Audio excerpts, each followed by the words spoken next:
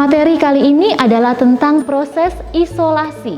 Jadi, bagaimana caranya kita dapat memisahkan campuran bakteri apabila dalam suatu sediaan atau sampel terdiri dari lebih dari satu bakteri, maka teknik isolasi ini yang akan kita lakukan untuk memisahkan sehingga kita bisa membedakan bakteri A dan bakteri B. Silakan diikuti videonya, semoga bermanfaat.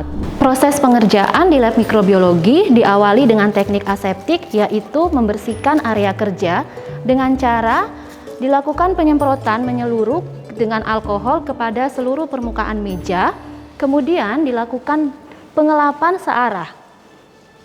Jadi dengan tisunya diangkat, kemudian dilakukan lap searah, dibersihkan seluruh permukaan meja kerjanya.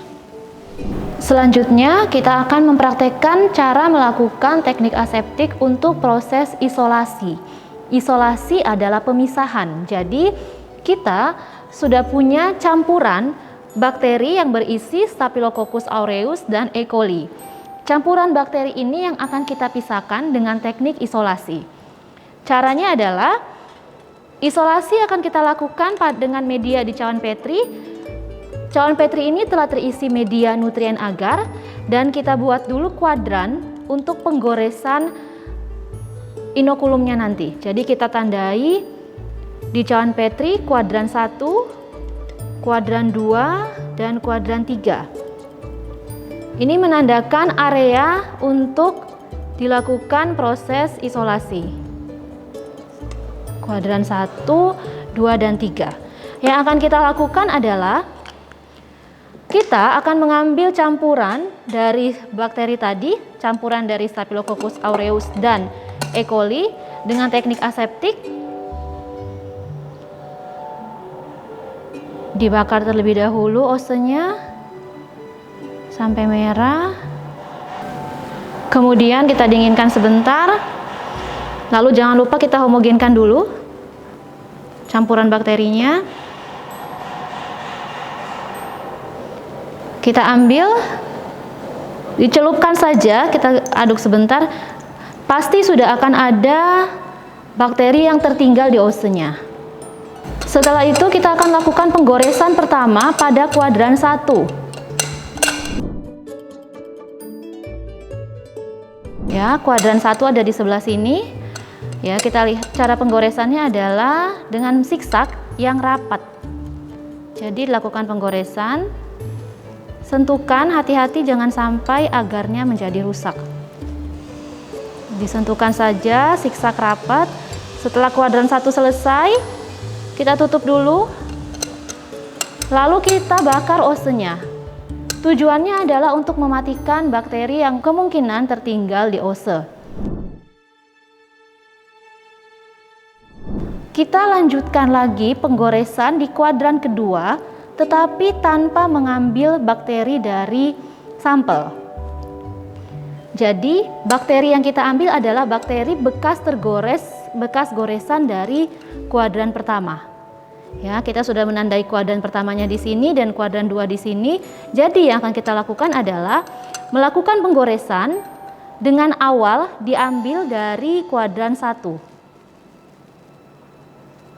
Lalu dengan jarak zigzag yang lebih lebar daripada kuadran pertama. Selesai, dibakar lagi osenya, kemudian dilanjutkan lagi penggoresan di kuadran ketiga dengan menarik dari goresan di kuadran kedua. Penggoresan bertahap seperti ini dimaksudkan agar terjadi pengenceran, sehingga dengan harapan di kuadran ketiga, bakteri yang akan tumbuh akan semakin terpisah.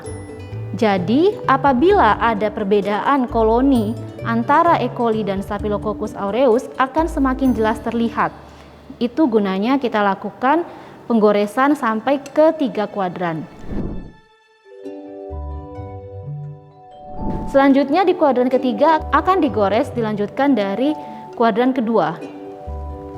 Kita lakukan penggoresan, ditarik dari kuadran kedua, lalu ke kuadran ketiga. Hati-hati jangan sampai bercampur. Di kuadran ketiga jarak penggoresannya lebih lebar lagi. Pada hasilnya nanti kita akan melihat bahwa antara ketiga kuadran ini, 1, 2, dan 3, goresan di kuadran ketiga akan semakin lebar jaraknya dan akan semakin kelihatan apabila ada koloni yang berbeda. Itu adalah gunanya teknik isolasi.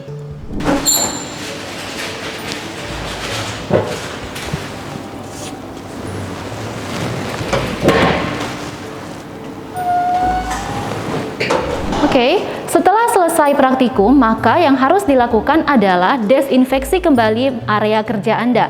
Jadi, diawali dengan matikan lampu spiritusnya dan pindahkan dulu alat dan bahan yang tidak lagi diperlukan. Atau Anda bisa sisihkan, lalu area yang lain Anda semprotkan dulu dengan alkohol, disemprot merata. Oke, kita bagi dua karena di sebelah sana masih ada alat bahannya. Kita lap searah. Kemudian kita ganti tisunya, kita pindahkan alat dan bahan dari sisi yang lain, dan kita lakukan desinfeksi di sisi sebelahnya.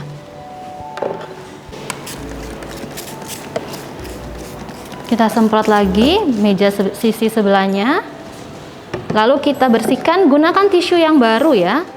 Kita gunakan tisu yang baru, ambil lagi dari sisi tengah, lalu dilap ke arah samping. Rapikan alat dan bahan yang tertinggal di meja. Setelah itu, kita bisa meninggalkan laboratorium dengan mencuci tangan terlebih dahulu.